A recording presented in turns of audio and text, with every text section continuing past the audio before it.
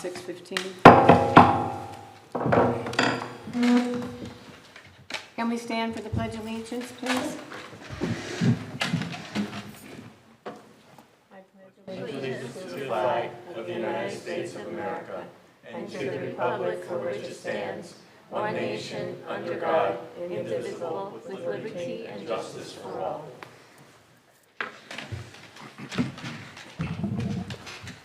Before the roll call, I'm just going to announce that Usha Sharma is going to be here after 7 o'clock tonight. She has she had another commitment early, but she's going to leave and come here, so I just wanted to announce it. Ms. Allen, could you take the roll call, please? Yes. Ms. Alvarez? Here. Ms. DePayne? Here. Ms. Forrest? Here.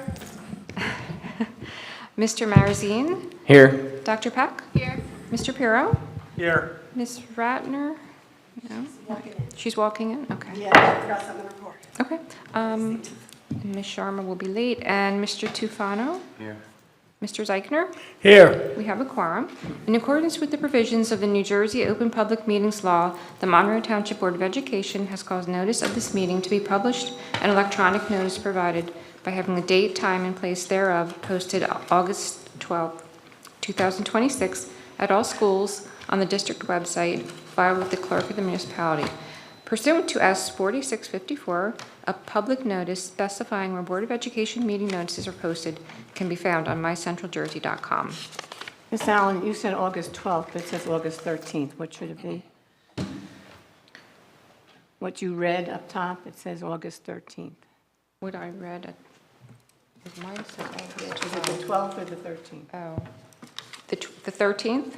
Yes, sorry, 13th? mine was Okay. not corrected. Thank you. Okay, no problem. Thank you. Okay. Thank you very much. Yep. Closed session resolution. Whereas the Senator Byron M. Byer Open Public Meetings Act, NJSA 10:4-6 et sec. The Act provides that the Monroe Township Board of Education may hold an executive session from which the public is excluded to discuss matters that are confidential or are one of the 9 subject matters listed under Section 12B of the Act. And whereas the board hereby declares that its discussion of the following subjects will be made public at a time when the public's interest in disclosure is greater than any privacy or governmental interest being protected from disclosure. Now, therefore, be it resolved that the Monroe Township Board of Education, be it resolved by the Monroe Township Board of Education that the board shall go into executive session to discuss the following items. Additional items may be determined and announced as needed. 2 items on the next page: pending or anticipated litigation and matters covered by the attorney-client privilege, and matters involving employees in terms of their employment contract. Be it further resolved that said discussion may be disclosed to the public when reasons for discussing and acting upon it in closed session no longer exist. Action may be taken on any of the items stated above. Is there a motion to go into? Second. All those in favor? Aye. Opposed? Abstain? We'll be going into closed session till 7:15. Thank you. I'd like to reopen the meeting.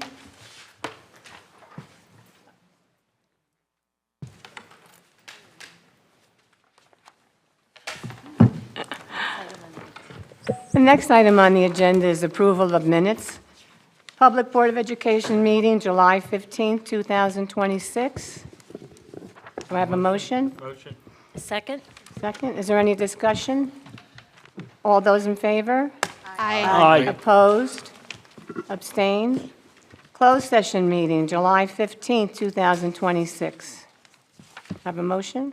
Make a motion. Motion? Second. Second. Any discussion? All those in favor? Aye. Opposed and abstained. Next item on the agenda are committee reports. Who would like to start? I get started. Mr. Pirro?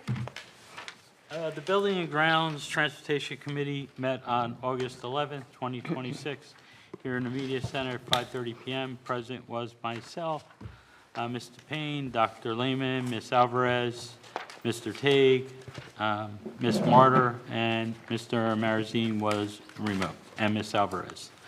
So first we talked about the ping pong group uses Barclay Brook School for their organization. Their committee proposed to us that they would be willing to provide asphalt paving at the rear of Barclay Brook School. The group offered to donate $10,000 towards the paving job, and the total cost of the job to do it is $3,680. That's what it would cost the district. So the job is $13,680. The ping pong group's willing to give us $10,000 for that, and as a committee, we agreed that we should get the district to pick up the $3,680, and then we could do the whole parking lot in the back. Next, we spoke about the Honeywell ESEP project, and the update was Mr. Tay gave us the update on what's going on. The status: project boilers, chillers, HVAC unit replacements are substantially complete. They're doing a punch list. If you see, they started the solar at a lot of the sites. With solar, the administrator provided an overview noting that electric service feeds, solar mounting platforms, and system inverters are being constructed at all sites. The contractor has experienced some minor supply chain issues, and updated completion schedule will be provided shortly. So if you go by most of the schools, you'll see, if you go by the middle school, you'll see flags all around the roof that they're up there working on the roof. If you go by Applegarth, you'll see the field on the side of Applegarth. So at every school, it's either some will be getting solar fields, others, depending on the longevity of the roof, will get roof units. So we're moving right along with that on schedule. The Applegarth ROD grant update. They provide us an overview noting construction is substantially complete, and we are working on the commissioning punch list and final inspections. Change orders will be presented for board action at the future public meeting for replacing the 1936 boiler room doors, gas piping for food service equipment, and maintenance platforms for new roof sections. The costs are all covered in the project allowances and will not increase the contract amount. So we're actually doing pretty good. I believe with the ROD grant money, we're able to accomplish more and still have money in case we have any hiccups along the way. Also at Applegarth School, the underground oil tank was removed. It was heating oil. It is no longer required for that building. Renovations changed the heating and cooling fuel source to electric and natural gas. The project is being overseen by both a licensed state remediation professional and an independent environmental consulting firm engaged in the board's insurance carrier. And I'm pretty happy to report that there was no substantial oil or any kind of leaks into the ground there. After that, we went on to transportation. We spoke with Ms. Martyr about the bus bids. She said that they were completing the bids, and we would have 6 routes outside of the district only this year. And she's also working on our efficiency rating. Our rating had dipped down in the last year or so, and a lot of it has to do with rerouting the routes for transportation. So she's working on correcting that to get our efficiency rating back to where it was. Anybody have any questions? Go Any ahead. questions? So I just had a comment. I just wanted to thank the group that was willing to donate the additional funds for the paving. And then I just wanted to ask, because I had the opportunity to watch the meeting. I know that the bus app had come up, and I know that we're not moving forward with that at this time. I haven't watched all the committee meetings from all the months. I was just curious if we had reviewed the results from the pilot program at all as I guess within the administration or within the board, because I could have missed a month, but I just wanted to get clarification. Yeah, we've discussed it, internally with the schools that have engaged in this. We did not discuss, a full debrief at the BG&T meeting yet, so you didn't miss anything, if that's what you're wondering. Okay. But again, it wasn't something we put in the budget. We have a very good relationship with the vendor that we piloted from. We also have another bus app type program that we have that's embedded in our bus software that we already use. So if it's something we want to engage in the future, we definitely have options on the table to do that. Thank you. Mr. Marison? Just in regards to the boiler room doors over at Applegarth, I know we discussed at the meeting that there's no additional cost. So if it was already in the original cost, why are we voting on it? It's $12,107.88 to replace these doors. Yep. So why is it? What's the change in that? So during the removal of the old boiler, it was cut apart and it was damaged. So as a part of the removal piece. So part of the contingency funds we have in a project is to remediate anything that gets damaged and or is impacted. That door was also in need of replacement before we started the project, which is why we didn't replace it, because we knew the project was coming as well. So I guess it was further damaged. And this is an opportunity to do a change order, replace the door.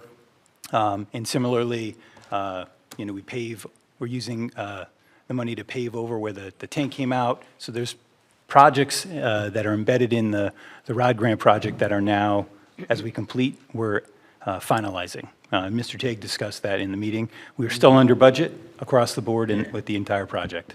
So we just have to note that basically what you're saying is note that we're going to spend the $12,000 that is already accounted for. No. So there's money left over. That's why we're doing it. It's not costing us anything as a board. The change is there's money left over from different parts of the grant. So with the grant money that we still have left, we're able to complete these other tasks without going outside to like the budget or anything. This is all covered under, everything he talked about is under the ROD grant. Got it. So he might have, say, put 400,000 in some, and it only may have cost us 360. So Right. there was 40, So there's no damage to these doors during construction or any of that? No, this is all part of the process to get the boiler and stuff out. Right. Okay. So, So we have to use this money is what? well, I don't Well, know why, if you it- can't use it for for that. anything else. No. You only can use it for this. Okay, Well, I understand. And the goal is to be under budget. The goal is to be under budget. I Because understand. anything we don't expend, it's either returned to the grant, which is the Or you use it or return lose it. it piece, or return you to the pay for it out of township the for the book. money we didn't Got it. spend. Right. So it's better we use it for something productive. Right. I have to comment, Mr. Tig, the entire meeting Phenomenal was so job. positive. We walked away with positive on everything that gentleman said that evening. And he's very thorough, and he is really good in that position. And I want to thank him and all the people that are under him for keeping this district up to date and taking care of it so well. So it was just positive after positive, so it was a good night with him.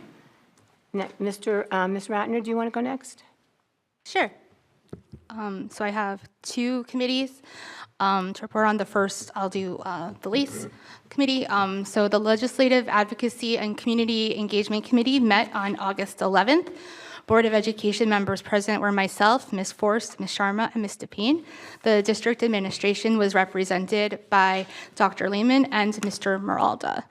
The committee began with a discussion on some of the current legislative items at the state level, including a recent bill that discusses the way we share our free and reduced lunch applications on our website, and the newly passed legislation that would require the Department of Education to recommend statewide dates for spring break.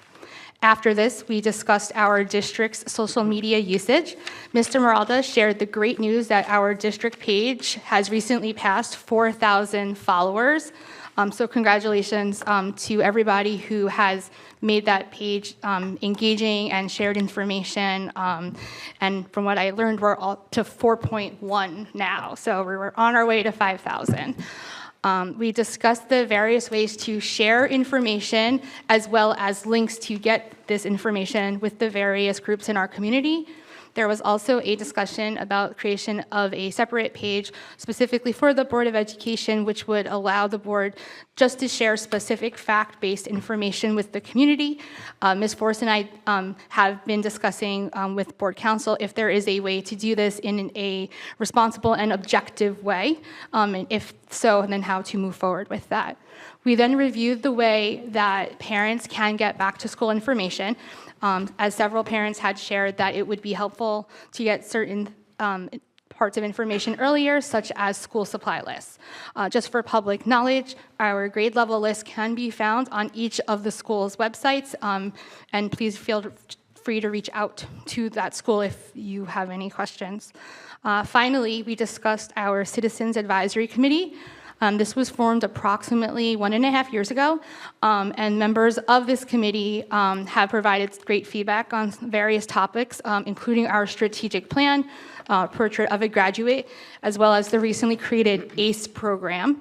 While there are some members who were selected at the beginning who have been in consistent attendance, we agreed that it makes sense to consider opening up the application process to get some new members, because there are some people that have no longer been coming, and there also may be other members of the community that would be interested in serving. So we didn't make a final decision on that in the meeting, but we did have a discussion about it.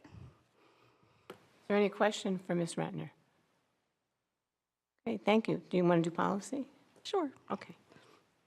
The policy committee met as well on August 11th. Board of Education members present were myself, Ms. Force, Mr. Marazine, and Ms. DePayne.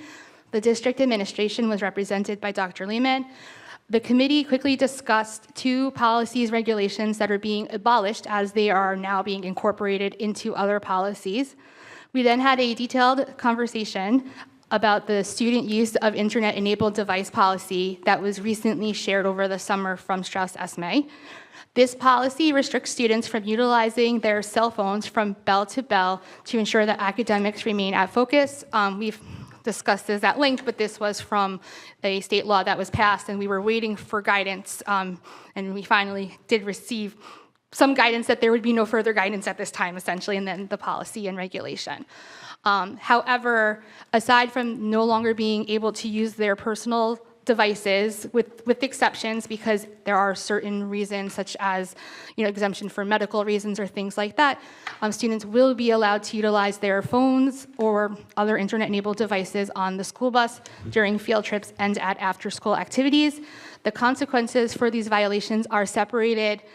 I wrote by grade level, but it's by school grade level, right? So K to 5, 6, 8, and then 9, 12. And these consequences are laid out within the regulation. Let me just add a few details. So their permissions on the bus to from school, approved before and after school activities. So there are activities that, say it's a testing center or some sort of academic piece where it could be restricted, as well as approved school-sponsored events. So, the building administration will have the autonomy to identify activities that it's appropriate for the students to utilize their cell phones. Mr. Tufano? I just have one question, Dr. Lehman. Will this policy be implemented in the special needs programs? So this is a bell-to-bell, and it does not,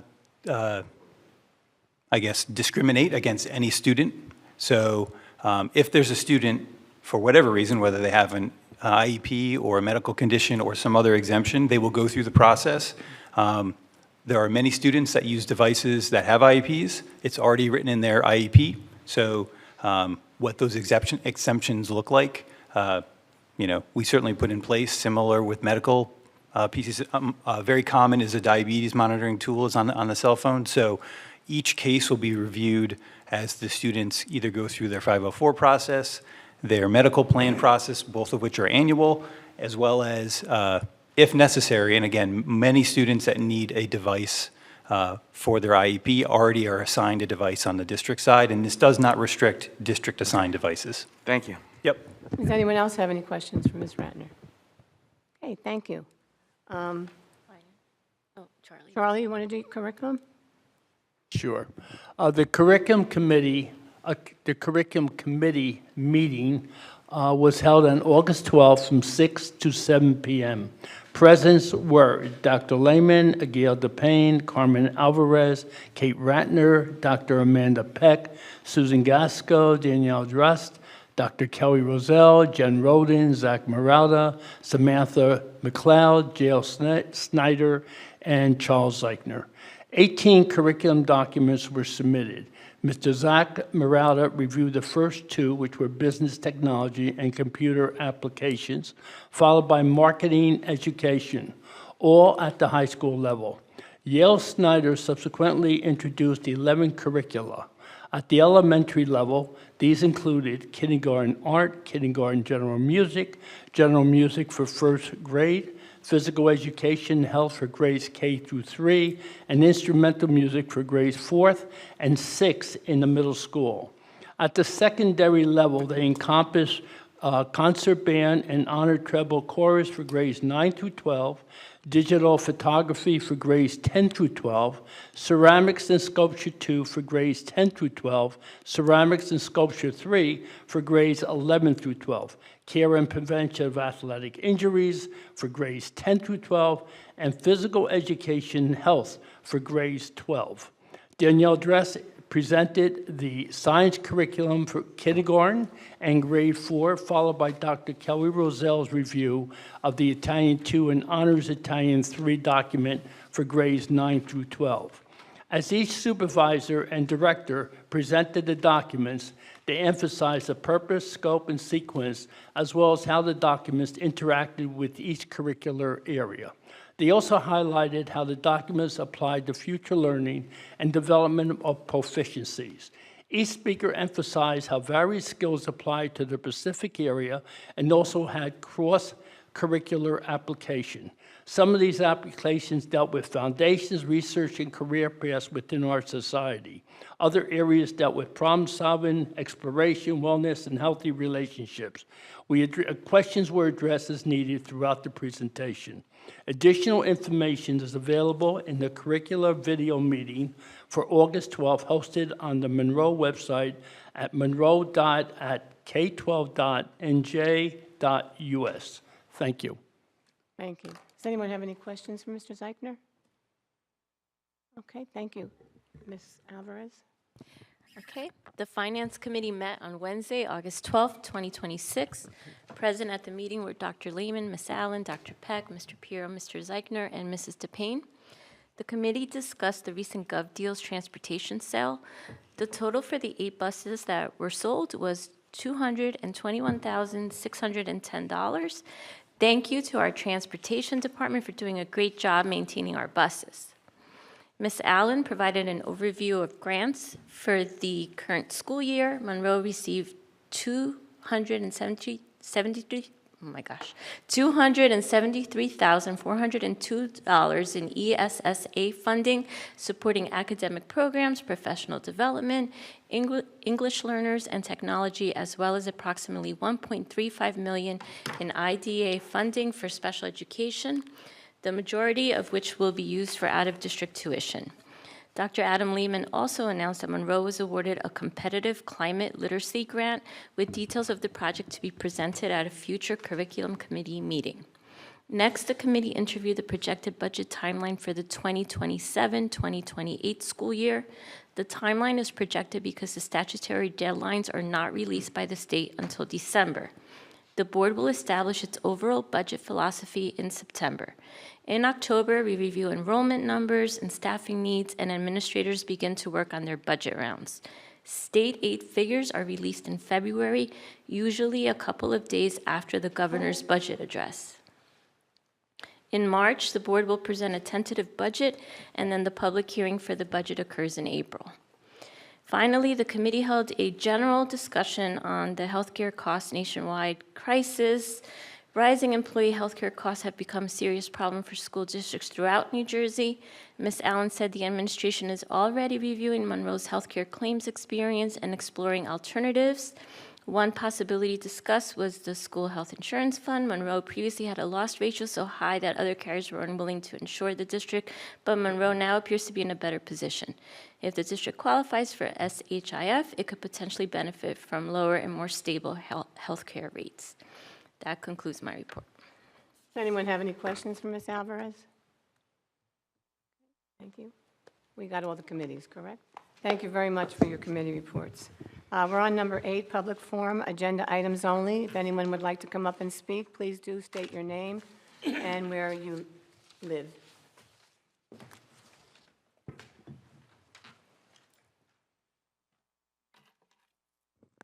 Good evening, everyone. Shari Chanley, Jackson Township, New Jersey.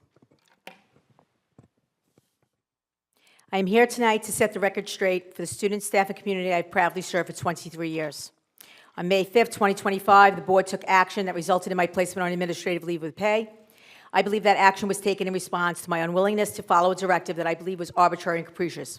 I immediately sought relief in Superior Court, not for monetary gain, but because I believe I should be permitted to return to the position I have dedicated my career to serving. Throughout this entire process, I have remained willing to work cooperatively and professionally with the board.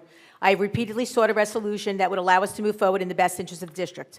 I have also fully cooperated with the board's investigation, participating in a 4-hour interview with this investigator, Mr. Madden, Esquire, with my attorney present. The findings from that investigation were subsequently presented during mediation. Based on what was presented, it became clear that there was no conduct that warranted the pursuit of tenure charges. The mediation ultimately broke down when I was asked to resign. I declined, not because I'm unwilling to work with this board, but because I believe firmly that I did nothing that warrants my resignation or removal from the position I have served honorably. There are currently 3 separate matters involving pending litigation or proceedings related to these circumstances. One matter is scheduled for September 15th before an administrative law judge and concerns the legality of my placement on administrative leave, including the procedures followed in connection with the board's action and whether applicable parliamentary procedures were followed. There is also a Superior Court proceeding scheduled for Monday, August 24th, concerning my lawsuit against the board and individual board members. Finally, I am a witness in the ethics matter involving former Board President Fabiano concerning the rescission of my medical leave of absence. That matter is scheduled to be heard on October 8th. Given these pending matters, I respectfully maintain that no action should be taken on this personnel matter tonight that could interfere with or impact those proceedings. Additionally, as I stated in my email sent earlier today to the board members' legal counsel, Dr. Lehman and Ms. Allen, I do not believe the doctrine of necessity is appropriate here.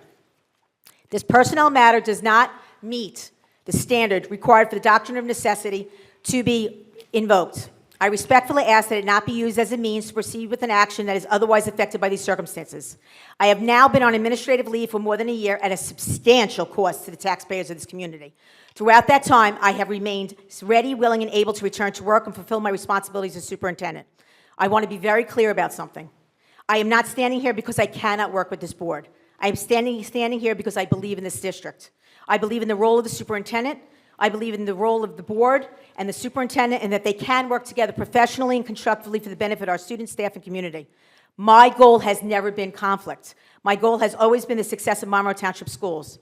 I have given my heart and soul to this district for 23 years as a vice principal, acting principal, principal, acting superintendent, and superintendent. My commitment to Monroe has always extended far beyond the walls of our schools or the hours of a board meeting.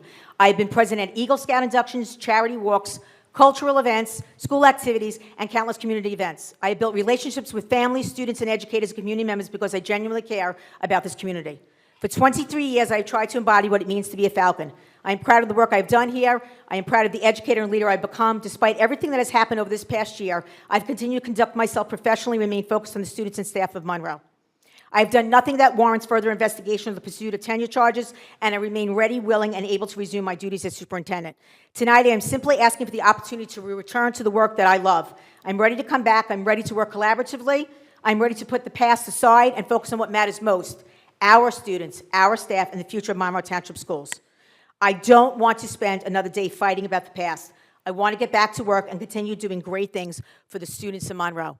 I'd like to thank you very much for the opportunity to speak here tonight on the personnel matter that I believe is regarding myself, and I feel very strongly and I feel very passionately that I do not belong to have this matter taken any further in any other action. Thank you. Thank you for your comments. Anyone Thank you. else would like to come up and speak?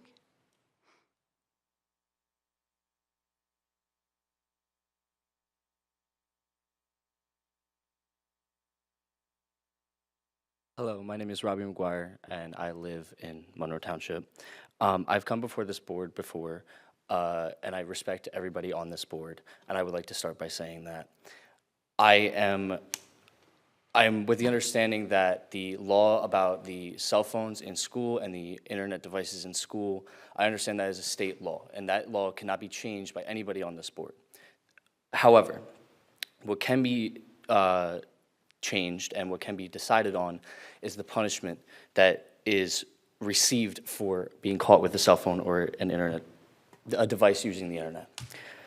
When I come to school, especially my last 4 years in high school, I have not felt like I could truly be a functioning human being because of the fact that school takes away a lot of your basic human rights that we have living in America. Now, some of that is for good reason, because there are some things like safety, which I've come to talk to you guys about before, that should be taken very seriously, and there are certain things that we should be restricted on because of that.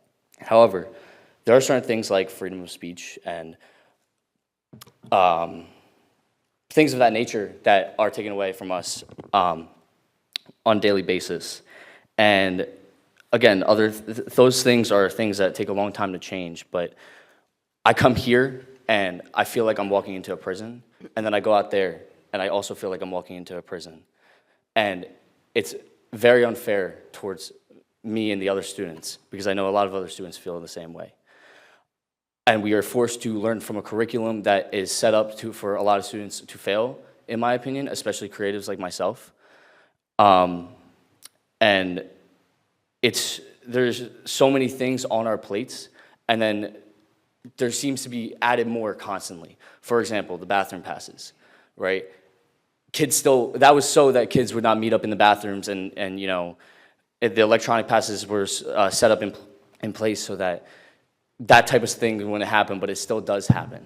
And I see it all the time. And on top of that, you have confusion where kids, particularly girls I've seen in my class, have womanly needs, and they don't know that they can't just go to the nurse or go to the bathroom. Or somebody has a bloody nose and they don't know that they don't need to sign out to go to the nurse. And it created a lot of confusion last year. And I'm sure it will create a lot of confusion this year, create a lot of problems.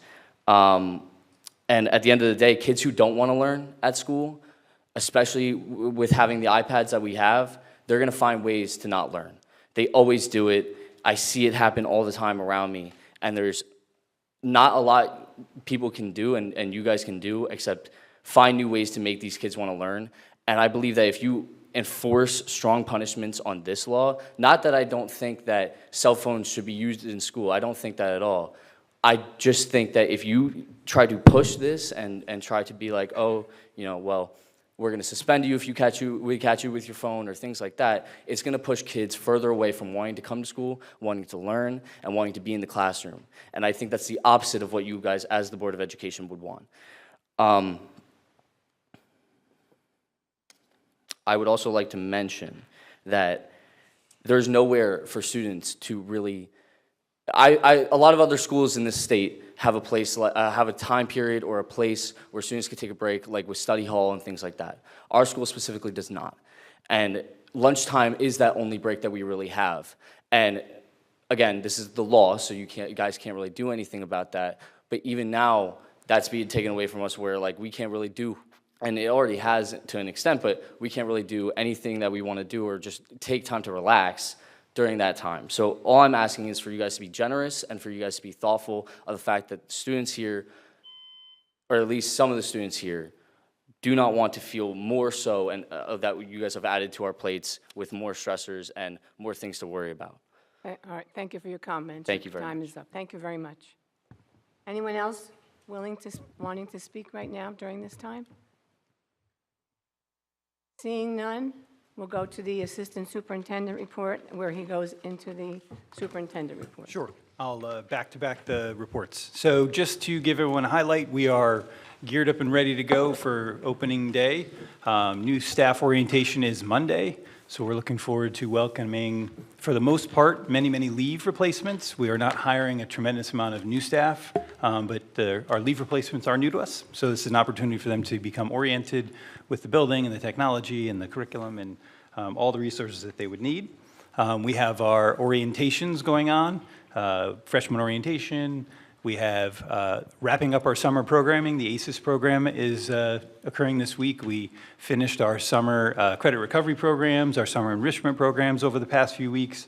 So we're really kind of just putting a bow on the summer work and putting the gas pedal down on opening up the school. Just a little update on full-day kindergarten. In terms of enrollment, we are, I would say, a little bit higher than we were expecting in Mill Lake, which is a good thing. We are actually opening up an extra class at Mill Lake. So we currently have 94 students enrolled at Mill Lake. At Oak Tree, and some of those may be special program students, but 94 full-day kindergarten students. Oak Tree, interestingly enough, we have the exact same amount of students enrolled this year as of this morning as we did last year for half-day K. So it's almost exactly the same number, which is interesting. We figured we'd grab some extra students going to that full-day program. And then Barclay Brook has increased their enrollment from last year, and they're just about where we expected with 89 students. So each school is going to have 5 full-day K sections, and class sizes are going to be approximately 18 students in a class, and a little lower than that at Oak Tree. We do have enrollment ongoing. I pulled it this morning at about 9 o'clock, and I know we enrolled students throughout the day. So we're going to land right around our target number. We were anticipating and expecting and planning for 20 students in a class. So we'll end up about where we expected, maybe a little under that at Oak Tree, which again is a little bit of a surprise. I was thinking, we were projecting that we would have more students than we did at a half-day program. And again, just could be with, we've seen some ebb and flow with our annual enrollment each year. Just to give you a target number, Mill Lake last year had just under 60 students in full-day K. They're up at 94 now. So that's our largest differential. And again, there could be a little bit of people moving in and or families that are coming of kindergarten age, or it could be families on that side of town that are choosing kindergarten instead of some other alternative program. So in other words, enrollment is just about where we expected it to be, and we're ready to rock and roll. Any questions? I just wanted to ask you, and if you don't have this number, that's totally fine, but at Mill Lake, the first grade numbers that have been there, do you know if the kindergarten number is more in line with what has usually been there for first grade, or? So in all cases, the kindergarten numbers are lower than first grade numbers. I don't have this year's first grade. I didn't pull it this morning for this grade, Mill Lake first grade. I expect it to be. I can do it right after my report. I'll pull it up and take a look. But I can tell you, at some time at Oak Tree, we were pushing 140 to 170 in a grade. We're down at 70 now. So if we're looking at where some of the enrollment differentials have happened over the past few years, it's definitely coming out of the southern side of town. Barclay Brook and Brookside, and I think of their numbers together, we've had class sizes anywhere from 110 to 140. So again, 89, we're still a little lower. Again, first grade tends to be bigger, right? There are private kindergartens and reasons for people to not actually start kindergarten with us, but that's just a kind of a target number. And I'll pull up Mill Lake just so you can have a better idea, but I'm confident without looking that it's higher than 94. Yep. All right, in terms of the superintendent's report, so under personnel, 10-member vote. I'm going to do this first section. It's recommended that the board approve the attached personnel items A through BA. A through BA. Second. Is there any discussion? I just Ratner? wanted to, there are 2 members, staff members who are retiring, and so I just wanted to thank them both for their service. I just have to get to that page. I apologize. Ms. Valentina Lambesi, and if I pronounce it incorrectly, I apologize, as well as one of our bus drivers, Ms. Gonzalez. So I did just want to thank them. And then I did just have one question. It's regarding under the enrollment number, not for students, but staff. I've just noticed that the number for staff members the total is significantly lower now than it was in June. And so I wasn't sure if that was because we're still hiring or if we have cut like 35 staff members since. No, there's definitely still hiring going on. And we also have positions, specifically paraprofessional positions, that are as needed, right? Based on class sizes, special programs class sizes, one-on-one placements. So you see a lot of fluctuation year to year in those assignments. Okay. And as staff retire, especially from that position, we will hold off on replacing that position until we know there's another one-on-one, another class that needs that. So, Okay. Yep. All right, thank you. Any other questions for Dr. Lehman? Roll call, Ms. Allen? Yes. Ms. Alvarez? Yes? Ms. Forrest? Yes. Mr. Marazine? Yes. Dr. Peck? Mr. Piero? Yes. Ms. Ratner? Yes. Ms. Sharma? Yes. Mr. Tufano? Yes. Mr. Zeichner? Yes. Ms. DePayne? Yes. Motion passes. The only thing, I have to recuse on a paraprofessional. I don't know if we're there yet. She's related to me. Um, Did we get there yet or no? We didn't do Is personnel yet. it high school or elementary school or? Well, just general paraprofessional. I think she's mostly elementary. Is she on, like, she's on the agenda? She's on the agenda, yes. Okay.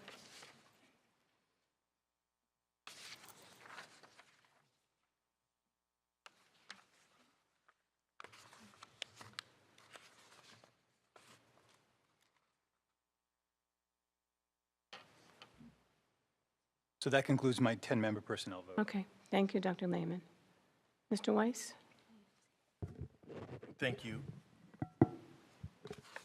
With regard to the invocation of the doctrine of necessity, I'm going to read it now. Whereas Dr. Shari Chanley serves in the capacity of superintendent for the 2026-2027 school year, and whereas the board must consider certain matters concerning Dr. Chanley's employment, and whereas upon review of the various conflicts of interest of the current board members, it has been determined that 6 of the members have conflicts of interest pursuant to the New Jersey School Ethics Act, and whereas pursuant to policy 0163, when a quorum of the board has conflicted interest, the doctrine of necessity may be invoked in order to allow conflicted board members to participate and vote only when the Board of Education has fewer non-conflicted board members than are required pursuant to statute to take action. And whereas when invoking the doctrine of necessity, the board shall state publicly that it is invoking the doctrine of necessity with the reasons for doing so and the specific nature of the conflicts of interest. And whereas the board policy further provides that it shall read the resolution invoking the doctrine of necessity at regularly scheduled public meeting, post the notice of the resolution for 30 days, and provide the School Ethics Commission with a copy of the resolution. And whereas the School Ethics Act, NJSA 18A12-21, was enacted by the New Jersey Legislature to ensure and preserve public confidence in school board members and school administrators, and to provide specific ethical standards to guide their conduct. And whereas the School Ethics Commission has provided guidance regarding the invocation of the doctrine of necessity when a quorum of the Board of Education is not available because members of the Board of Education have conflicts of interest on a matter required to be discussed and voted upon. Whereas the board intends to conduct votes this evening concerning employment-related matters concerning Dr. Chanley, whereas members of the board have conflicts of interest that would prevent their participation in and vote on the matters related to Dr. Chanley are as follows. Carmen Alvarez, Gail DePayne, Peter Pirro, Usha Sharma, and Charles Zeichner are involved in litigation with Dr. Chanley. Kate Ratner's husband, David Ratner, is a teacher employed by the board. Whereas, as a result of the foregoing, the board does not have a quorum to vote on matters related to the superintendent's employment, and the board's counsel and the board have determined that it is necessary to invoke the doctrine of necessity. Now therefore be it resolved that the above paragraphs are hereby incorporated by reference, and be it further resolved that the doctrine of necessity is hereby invoked with respect to the board's public votes related to Dr. Chanley, and be it further resolved that a copy of this resolution, having been read at a public meeting of the board on August 19, 2026, be posted in accordance with the board's standard procedures for not less than 30 days, and that the board secretary reflect the same in the minutes of the meeting, and be it further resolved that a copy of this resolution be provided to the School Ethics Commission. Is there a motion and a second? Motion. Second. Any discussion? Yes. Mr. Tufano? Mr. Weiss, as we discussed, I sent you an email on August 11th.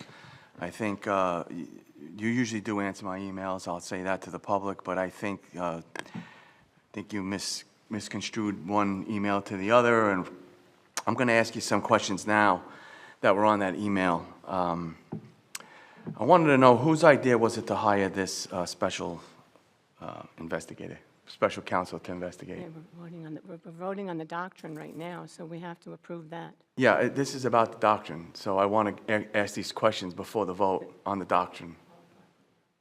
I'm happy to answer the Okay, questions fine. to the extent that I'm able to in public. Okay. Well, do you want to do the vote on the doctrine anyway, because you're going to pass it no matter what? So we could do that, and then I could ask the questions. Would you like to do that? I'm a no, so. Well, I have a question about the doctrine.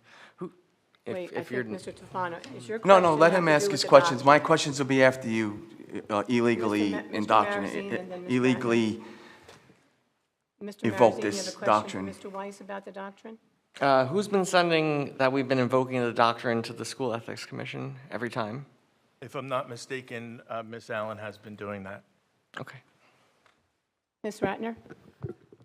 So I just wanted to get clarification, and I know that as a board we had discussed this, but when I had spoken with the lead counsel over at school boards, and I had shared this with Mr. Weiss, one of the things that he had said was that he had been told that when the doctrine of necessity is invoked, that it's supposed to then, that we are allowed to discuss topics. Now, I know you're shaking your head because I remember seeing that, that correspondence, but. Right. The School Ethics Commission specifically wrote to Ms. Allen in her capacity as board secretary relative to discussions once the doctrine of necessity has been invoked, and discussions specifically in executive session when the doctrine of necessity has been invoked. And that is not permitted pursuant to the School Ethics Commission.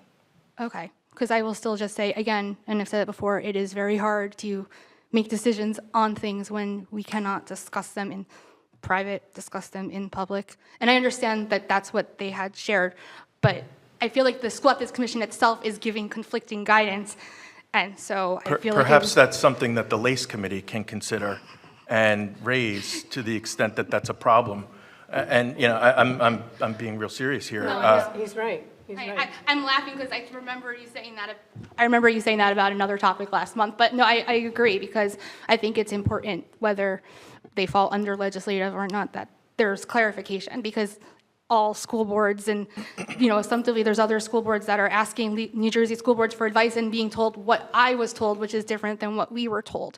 And so it's important that we're all on that same page. The good news is that the one clearinghouse, so to speak, that you should be seeking advice from is my office, only because the attorney of the day at school boards is just that, attorney of the day. They may not be there tomorrow when things fall apart. So I would suggest that we just, you know, have those conversations together. Right. So this was not that. This was the head lead count. It was Mr. Tanksley, who maybe answers it at times, but it was. I have called attorney of the day several times as well, but this was a different conversation. So. Okay, excuse me, Ms. Matt. Mr. Who answered for you? Carl Tanksley. Oh, Carl who's Tanksley. General Okay. Counsel of School I was Boards. I didn't understand who you said, Carl Tanksley. And I want to say something. You're very good at researching and looking into all these things with legislation. So I like Mr. Weiss's advice for you to do that. I hate to give you an extra assignment with 3 children in school and the way you go here and there, but I think you could come up with a good answer for us. So, and I know, is this regarding the doctrine? Otherwise, I have to go to Mr. Tufano. Yeah, I'm not done with that either. Is this regarding the doctrine? It's just something that Mr. Weiss just said. Okay. So if we can't go to you because you're a potential witness or conflicted or something, who do we go to? Okay, so thank you for bringing that up in public. To the extent that there are any questions with regard to certain matters for which the board has assigned insurance defense counsel or special counsel, my suggestion would be that you raise your questions and concerns to those individuals to the extent that they represent the board concerning those matters. Thank you. Okay. Mr. Tufano? I'm concerned because this matter involves issues that are already subject of pending litigation and administrative proceedings. There is a Superior Court matter scheduled for August 24th, an administrative law proceeding scheduled for September 15th, and an ethics matter scheduled for October 8th. These proceedings concern circumstances directly connecting to Dr. Chanley's appointment and placement on administrative leave. As board members, we have an obligation to protect the integrity of the board and the district. That includes making sure that our actions tonight do not improperly interfere with matters currently before the courts. So I move tonight to table this until this litigation is solved. We've already paid this woman a year's salary to sit at home. A few more months so that we don't get sued at the end of all this litigation, I think is a great insurance plan. So I would like to make a motion to table this, number 11, until this litigation is done. And a motion to table takes precedence over the motion that's pending. And therefore, if there's a second on the motion to table, that should be made now and then a Second. vote taken. Okay, questions, discussion? Questions and I discussion? would like point of clarification. We have not passed the doctrine, correct? Mm-hmm. So Correct. I'm going to say. You know where I'm going, right? Yes, but it's my advice as the board's attorney that it is okay for the board members to vote on the motion to table, despite the doctrine of necessity not being invoked, because the motion deals with the doctrine of necessity. The motion to table deals with the Yes. doctrine of necessity that you're asking to be voted on. Okay. Okay. Is there any other discussion regarding this motion? Just clarification. This is We are voting on the motion to table number 11. 11. correct. A yes vote means you're in favor of tabling. A no vote means you are not in favor of tabling. Thank you. Ms. Allen? I'm sorry, do we have a motion in a second? Yes. It was It was Mr. Mr. Stefano. Mr. Stefano Stefano and and Mr. Mr. Marazine. yes. Okay. Okay, Ms. Alvarez? No. Ms. Forrest? No. Mr. Marazine? Yes? Dr. Peck? No. Mr. Pirro? No. Ms. Ratner? I'm going to recuse due to conflict. Ms. Sharma? No. Mr. Tufano? Yes. Mr. Zeichner? No. Ms. DePayne? No. So motion does not pass to table number 11. Okay, now I'd like to ask my questions, please. About the doctrine? Well, the doctrine already passed, so. No, we didn't pass Oh, it. okay. Wasn't Still go passed ahead, yet, do the- still do the- pending. Do the prediction. Wait, so I just have a question. So we tabled number 11 without the doctrine? Did Yeah, not it table. Didn't table. It did It not. didn't Or no. pass. Not table. Well, all right, sorry, let me rephrase. So the conflicted members voted on number 11 without the doctrine, is what we're saying? Based on attorney. Based on attorney Attorney advice, yes. Yes, Okay. okay. Do we want to vote on the doctrine and then address Mr. I Tufano? don't want to vote on the I doctrine know, because but I I'm think it's saying, being then used we'll address- illegally, but We'll address that's Mr. Tufano. up to you. You're the board There's still a president. motion on it. There's a motion on the floor. Mr. Tufano, did you make the motion on the No. doctrine? Who did that? I Carmen made a did, motion. and who seconded? Mr. Pirro. Okay. Okay. Is there any discussion regarding that? Could you state the motion again, please? We are voting on the motion to approve the doctrine The of doctrine necessity. that Mr. Weiss Okay, read this fine, evening? thank you. Yes, okay. Any other questions? Ms. Allen? Yes. Ms. Alvarez? Yes. Ms. Forrest? Yes. Mr. Marazine? No? Dr. Peck? Mr. Pirro? Yes. Ms. Ratner? Recuse. Ms. Sharma? Yes. Mr. Tufano? No. Mr. Zeichner? Yes. Ms. DePayne? Yes. Motion passes. Okay, so the doctrine has passed? Yes. Now, Mr. Tufano, you have questions. Well, he has questions still regarding. But we need to know what is it that we're discussing Okay, for the all public? right. Right, fine. and then I'm going to ask my questions. Okay, Yes. thank you. I just want to make sure we don't, Just don't forget about me, all right? I'm not, I'm looking straight at you, and you're on my radar. It's number 11, personnel item. Authorize special counsel to investigate and draft tenure charges if appropriate. I need a motion on that. Motion. I need a second. Second. Any discussion? Yes. Yes? Mr. Tufano and Mr. Marazine. Okay. So I'm going to ask the attorney the questions that I sent him in the email. Whose idea was it to hire the special counsel? I don't know. Okay. Mr. Payne, whose idea was it to hire the special counsel? You're the board president. Our defense counsel. Your defense counsel. And who decided to put this on the agenda? I did according to defense counsel. Okay, so you're a conflicted member in this issue, and you put something on the agenda when you're conflicted. Don't you think that a non-conflicted board member should have discussed this with the council, and that non-conflicted board member put it on the agenda? And I want to ask you another question. Did anybody in this town vote for that council? Because the last I checked, the people in this room were voted by the members of this township, and we decide what goes on the agenda. We don't get told by an attorney what goes on the agenda. So that lawyer had no right to put anything on the agenda without this board approving it first. Did anybody here vote to put that on the agenda? So again, we're not following procedure and we're not following policy. So here we are trying to ruin the career of a woman because she may have made a few stupid mistakes, and we're making mistakes ourselves. So, he's watching you. The other thing I want to ask you is who authorized the report to be sent to this special counsel? Which one of us authorized that report, the Madden report, to be sent to this special investigator?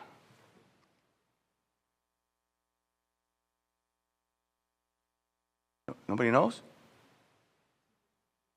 Are we pleading the fifth, Dr. Fauci? I don't understand. Dr. Fauci? Who authorized the report that we wouldn't even let Dr. Chanley see about her? Who authorized that to go to the special counsel? Did you, Mr. Weiss? I did not authorize. Did you, Mr. Payne? No, You didn't? No Did you, comment. Ms. Alvarez?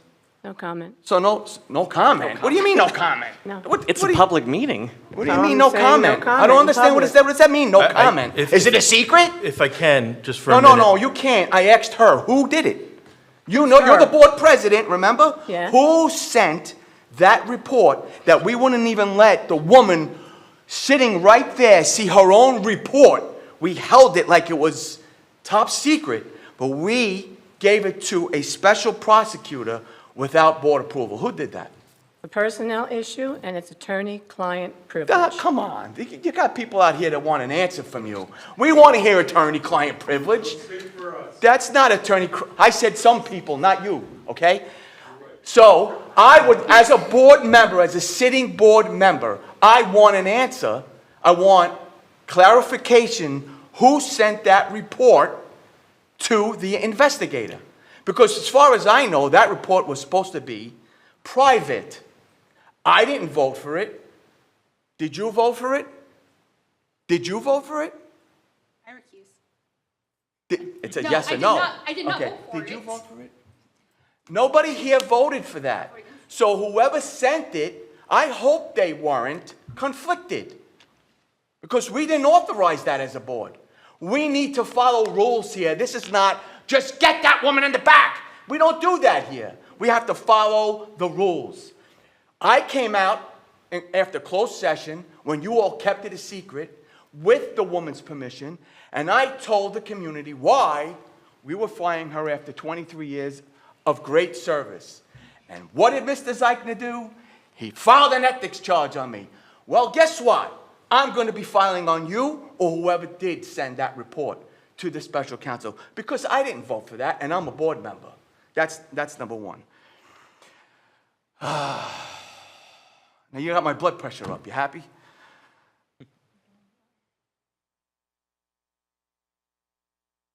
These are not minor questions I'm asking you, okay? They deserve answers.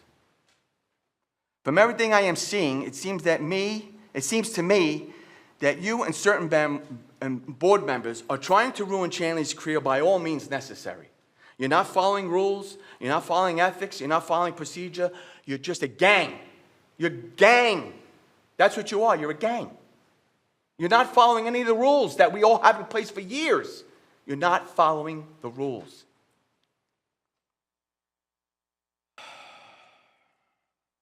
You should not be voting on anything related to Dr. Chanley. You're conflicted. And you know how I can see that you're a gang? That woman has in her contract, our lawyer has told you that she has in her contract that her legal bills should be paid.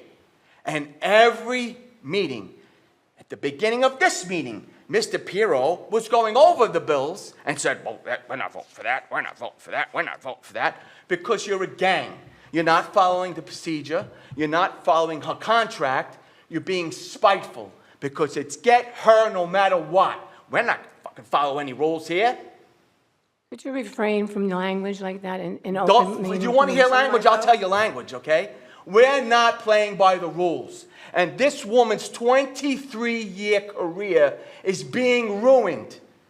And you want to worry about language? Are you kidding me? You're joking me, right? No, I do worry about the Right. language. You worry about other things. Worry about your ethics and worry about ruining a woman's career. That's what you should be worried about. The way you're taking away these kids' cell phones, you're not going to take away my free speech. If I want to use the F word, I'm 55 years old. I'll say fuck whenever I want. It is a free speech word, okay? Goodbye, Wait, okay? Mr. So- Tufano, so if you could, can't give the- if you can What, refrain. you're gonna control language? What, are you a Nazi? Are you a king? You're not a king. This is no kings in this country.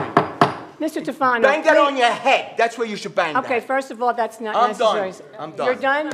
Go ahead Okay. and do your vote and look Okay. like idiots in Because public. if you keep Go ahead. going on, I'm going to have you removed. Yeah, you try that. Try that. Try to have me removed from this meeting. I dare you. I dare you. Try to have me removed. Okay. Go ahead. Do we have a motion? We had a motion, we had a second. I had You have a question? a few questions. If that's okay. I don't want to be That's fine. removed. So since you put this on the agenda, what exactly, can you explain in your own words without Ms. Alvarez whispering to you what we're voting on? Alvarez is not whispering to me. She's my vice She's president. been whispering the whole time. So No, she please, has just, not. just explain in your own words. I what can't, were- I just read it to you. It's because of defense counsel spoke, and it says it right there. I don't understand what that means. So can you explain it, please? Mr. Marazine, I have a concern that we're going to be revealing attorney-client information if you go along this line of questioning here out in the public. So I would just ask that you be mindful of the position that you may be putting the board in. I'm not saying who we are voting No, on. no, but you're What asking are we for- voting on? You're asking for information that is protected by the attorney-client privilege that you cannot waive, sir. How can I vote on something if I don't know what I'm voting on? May I make a comment? Please. During the personnel turnkey, you asked me, and I told you to reach out to defense counsel. Did you reach out to defense counsel per Ms. Alvarez's instructions? No, I reached out to other people. Well, other people is not defense counsel. I- You need and to it's- reach out to the right person. I don't know why, and it wasn't defense counsel, it was insurance counsel, and I didn't feel comfortable reaching out to the insurance counsel, because that's not the defense counsel, this is a new counsel that we haven't had. So, Mr. Weiss? all right, what is the cost of this? Right now, I don't know the cost. No. So we're gonna vote on something when, it could be $1 billion. You're gonna vote on something and you don't know the cost? How can you do that? Is that fiscally responsible? No, it's not. You just said it. It's on microphone. I don't know the cost. So is everyone gonna vote for that? I don't know the cost. You just wanna blindly do something, whatever it is you're trying to do, which I really don't know, because I don't know what you're trying to do. You're gonna blindly do something without knowing the cost to the taxpayers of this district? Yeah, it's really funny. This is absurd. Wait, I'm one. sorry. Are you? You don't know, how are you're gonna, Vanessa, you're gonna vote on something and you don't know the cost of I it? do know You what do I'm know the voting on. cost? I don't know the cost. What's the but cost? I called and I asked questions. That's how I got answers. I did my due diligence. Did you do yours? I absolutely did. I did too much due diligence. No, you did So what's the not. You cost did then? not call the- you Someone did tell not me the call cost. counsel like she. What's Point the of order. cost? Ms. Frost should not be talking I to just him. said that Mr. Marazine had the floor, and then I will give it to Ms. Forst, if you would have let me get in between. Mr. Marazine, are you finished with your statement? Are we just, so what are you, in regards to this, is it just they're going to do a report and then they're going to suggest if tenure charges are applicable, or? This is not appropriate for discussion in public. But it's on the public agenda. I can't What vote you- on it. What you are asking is for essentially attorney-client advice to be relayed to you in public, and it's not appropriate. It's more appropriate for executive session. But And we we can't, already- but we everyone's had- conflicted. Mr. Marazine, you and I were in executive session for about 20 minutes together with Mr. Tufano, Dr. Peck, and Ms. Forst. You could have asked me every question that you're asking now. Are you finished, Mr. Marazine? Otherwise, I'm going to go to Ms. Forst. So you knew the cost? If I were to ask you in executive session? Mr. Weiss? That question was for me? Yes. Do I know the cost? No, you'd have to ask your attorney who's representing you on that, what the cost would be. I'm not involved in that. And you know that, Mr. Marazine. Ms. Forst? I made the calls that I needed to make to get the answers that I Can you speak up a little bit louder so everybody can hear what Okay, you did? I made the calls and spoke to the individuals that I needed to speak to get questions answered prior to this meeting. I appreciate your due diligence. Thank you very much. Mr. Tufano? Was Mrs. Chanley riced? Yes. So why is this a big secret? What are we violating if Mrs. Chanley was riced? This is her personnel issue. No, I'm talking about when Mr. Marazine is asking for confidential attorney-client advice. I'm happy to give it to him and relay it to him in a closed session setting, just not in public, because it would be inappropriate for me to reveal attorney-client confidences in public. So we don't know the cost, we don't know who it's about technically. Who will communicate with the special counsel? I don't know. Did you raise your hand to speak again, Mr. Marazine? Yes, you have the floor? What was your question again? Who's communicating with special counsel if this is passed? Is it the acting superintendent? Is it the board president? Who is it?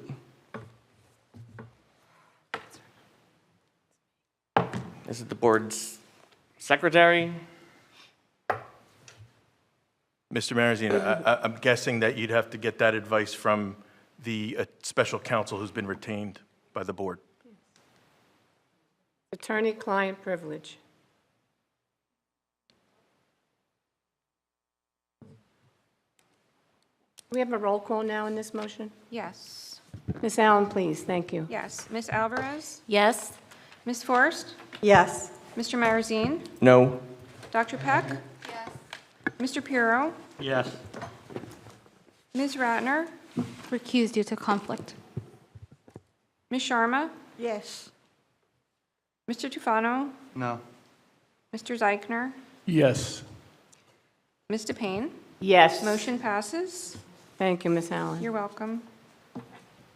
Dr. Lehman, you want to continue with your report? Superintendent's report, Mr. recommendations. Marazine, you're continue. leaving early this evening? Well, I think you're leaving early, and I don't know why. Oh, that's real nice. Superintendent's report, No. personnel, 9-member vote. It's recommended that the board approve the attached personnel items BB through CN. BB through CN. This is personnel, 9-member vote. Motion? Is there a second? Second. Is there any discussion on this? Roll call, Ms. Allen. Yes. Ms. Alvarez? Yes? Ms. Forrest? Yes. Mr. Pirro? Yes. Ms. Ratner? Yes.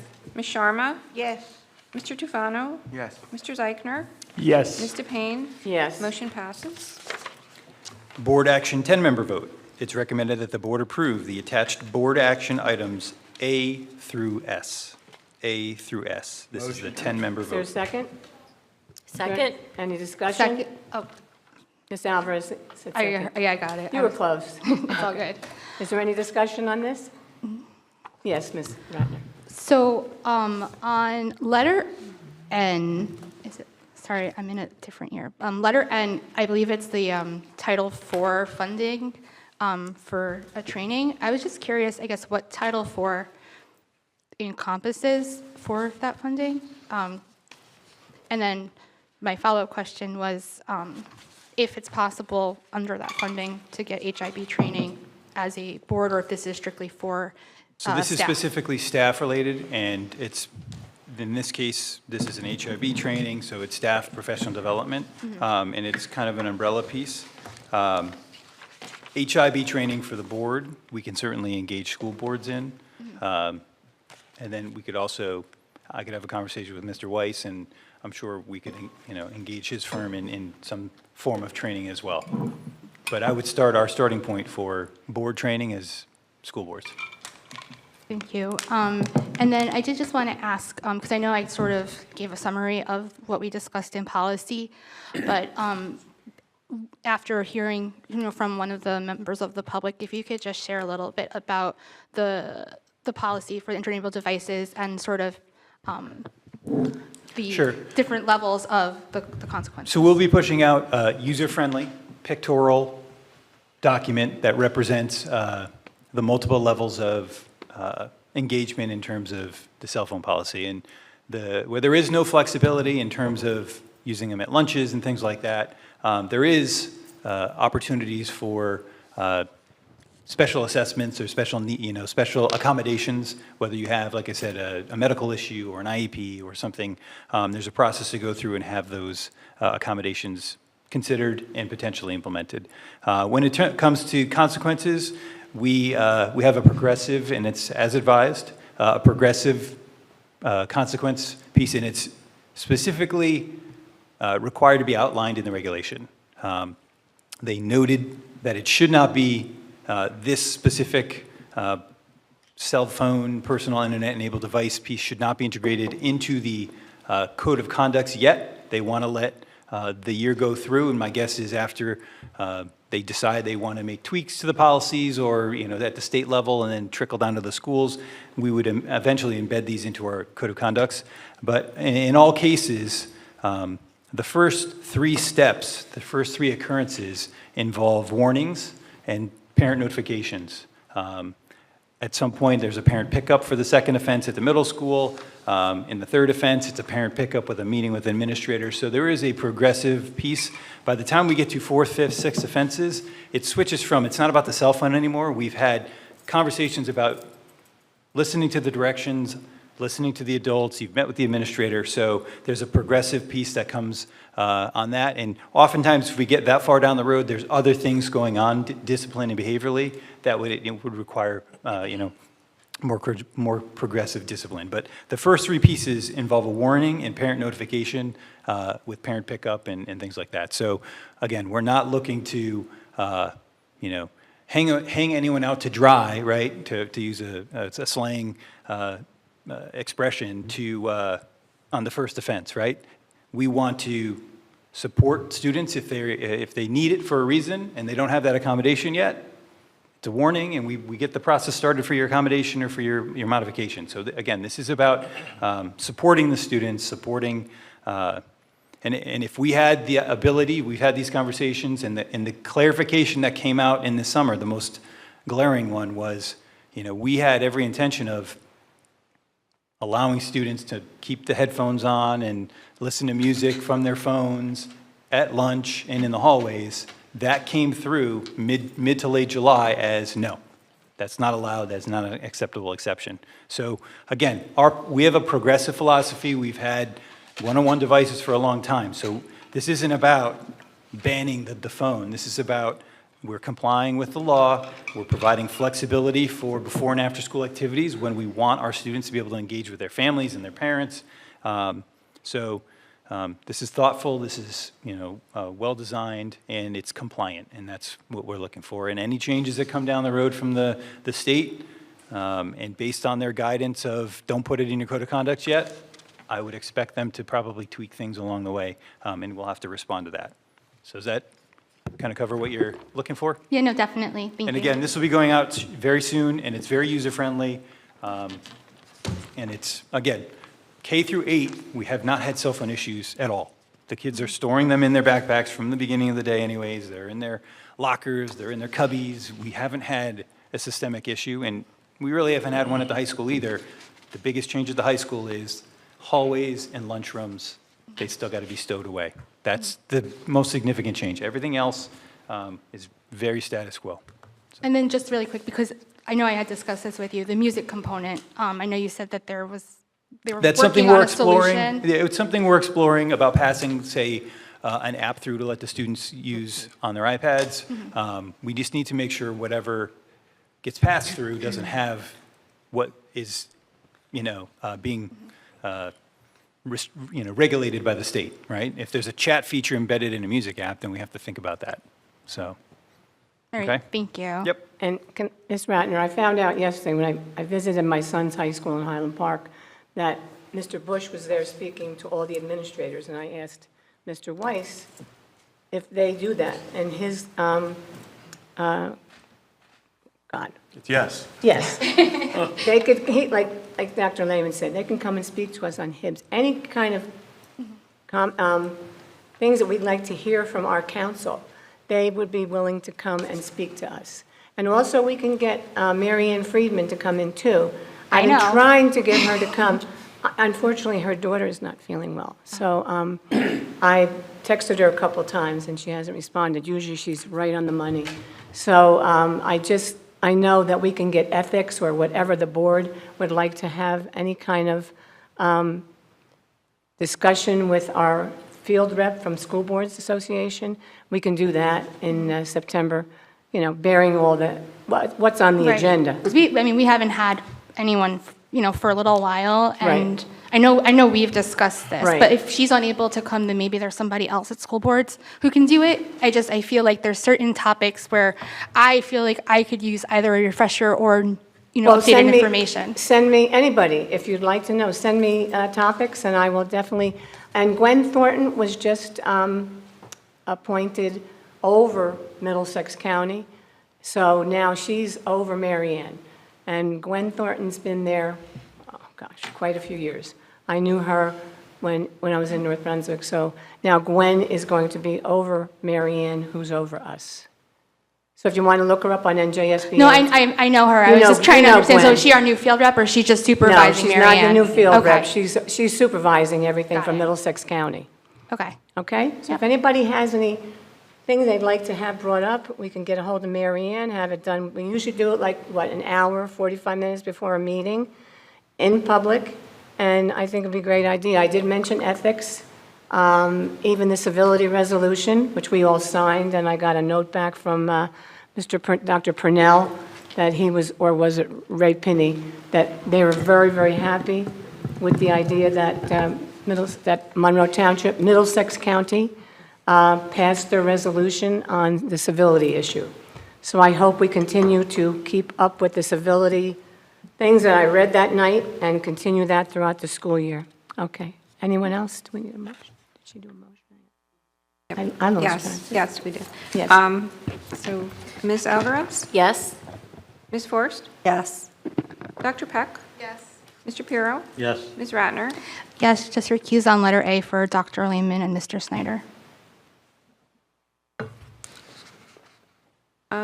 Ms. Sharma? Yes. Mr. Tufano? Yes. Mr. Zeichner? Yes. Ms. DePayne? Yes. Motion passes. So for the 9-member board action vote, it's recommended that the board approve the attached board action items T through AC. T through AC. Motion? Is there a second? Motion? Motion, you seconded, Pete? Yes. Okay, thank you. Is there any discussion on this section? Ms. Allen? Yes. Ms. Alvarez? Yes? Ms. Forrest? Yes. Mr. Pirro? Yes. Ms. Ratner? Yes, recuse on staff development for Mr. Lurie and letter Y. Ms. Sharma? Yes. Mr. Tufano? Yes. Mr. Zeichner? Yes. Ms. DePayne? Yes. Motion passes. Thank you, Dr. Lane. You're welcome. I'd just like to welcome Joe Urell as our athletic director. Congratulations. I look forward to working with you. I look forward to where Monroe Athletics will be heading in the next 3 to 5 years, because that's an extensive topic that he and I talked about as a part of the interview process. And, we're ready to hit the ground running with our fall sports that are already in action. Wonderful, wonderful to hear, and welcome. Well, I know you're already a teacher here, but welcome to your new position. Okay. Ms. Allen? We have a doctrine of necessity. Oh, the doctor. Okay. I'm going to read another doctrine of necessity invocation with regard to the payment of bills and invoices for the law firm of Meth, Fessel, and Werbel. Whereas the Monroe Township Board of Education is insured by and through insurance policies that were issued by its insurance carrier, New Jersey Schools Insurance Group, also NJSIG. Whereas pursuant to its insurance policies with the board, NJSIG assigns insurance defense counsel to represent its insureds related to claims that stem from their service on the board. And whereas NJSIG has assigned the firm of Meth, Fessel, and Werbel to serve as insurance defense counsel for board members who are involved in litigation. And whereas upon review of the various conflicts of interest of the current board members, it has been determined that 5 of the members have conflicts of interest pursuant to the School Ethics Act. Whereas pursuant to policy 0163, when a quorum of the board has conflicted interest, the doctrine of necessity may be invoked in order to allow conflicted board members to participate and vote only when the Board of Education has fewer non-conflicted board members than are required pursuant to statute to take action. And whereas, when invoking the doctrine of necessity, the board shall state publicly that it is invoking the doctrine of necessity with the reasons for doing so and the specific nature of the conflicts of interest. And whereas the board policy further provides that it shall read the resolution invoking the doctrine of necessity at a regularly scheduled public meeting, post a notice of the resolution for 30 days, and provide the School Ethics Commission with a copy of the resolution. And whereas the School Ethics Act, NJSA 18A-12-21, was enacted by the New Jersey State Legislature to ensure and preserve public confidence in school board members and school administrators and to provide specific ethical standards to guide their conduct. And whereas the School Ethics Commission has provided guidance regarding the invocation of the doctrine of necessity when a quorum of the Board of Education is not available because members of the Board of Education have conflicts of interest on a matter required to be discussed and voted upon. Whereas the board intends to conduct votes this evening concerning the payment of legal invoices from F. Fessel and Werbel Insurance Defense Counsel for matters as assigned by New Jersey Schools Insurance Group. Whereas the members of the board have conflicts of interest that would prevent their participation in and vote on the matters related to the Ms. Fessel and Werbel invoice are as follows. Mr. Pirro, Ms. Alvarez, Ms. DePayne, and Ms. Ratner are represented by Ms. Fessel and Werbel. Mr. Marazine has filed litigation for which Ms. Fessel and Werbel is assigned insurance defense counsel. Whereas, as a result of the foregoing, the board does not have a quorum to vote on matters related to the invoices from Ms. Fessel and Werbel, and the board's counsel and the board have determined that it is necessary to invoke the doctrine of necessity. Now, therefore, be it resolved that above paragraphs are hereby incorporated by reference, and be it further resolved that the doctrine of necessity is hereby invoked with respect to the board's public votes related to the bills and claims by Ms. Fessel and Werbel, and be it further resolved that a copy of this resolution, having been read at a public meeting of the board on August 19th, 2026, be posted in accordance with the board's standard procedures for not less than 30 days, and that the board secretary reflect the same in the minutes of the meeting, and be it further resolved that a copy of this resolution be provided to the School Ethics Commission. Is there a motion and a second? Motion. Second. Any discussion? Roll call, Ms. Allen? Yes. Ms. Alvarez? Yes. Ms. Forrest? Yes, except for abstain. We're voting on the doctrine. Oh, yes. Mr. Marazine? Yes. Dr. Peck? Yes. Mr. Pirro? Yes. Ms. Ratner? Yes. Ms. Sharma? Yes. Mr. Tufano? No. Mr. Zeichner? Yes. Ms. DePayne? Yes. Motion passes. So it is recommended that board action items A through M, under the 10-member vote, be approved by consent roll call. Motion. Is there a second? Second. Is there any discussion on this item? Ms. Ratner? Yep, just really quick, I wanted to just thank some of our sponsors that are on our agenda for partnering with our school district. So there is Stop and Shop, the Monroe Township Education Association, Country View Farms Nursery, Romeo's Restaurant, and the Yes Group Real Estate Group. And then we also did receive donations, so I just wanted to thank those people as well.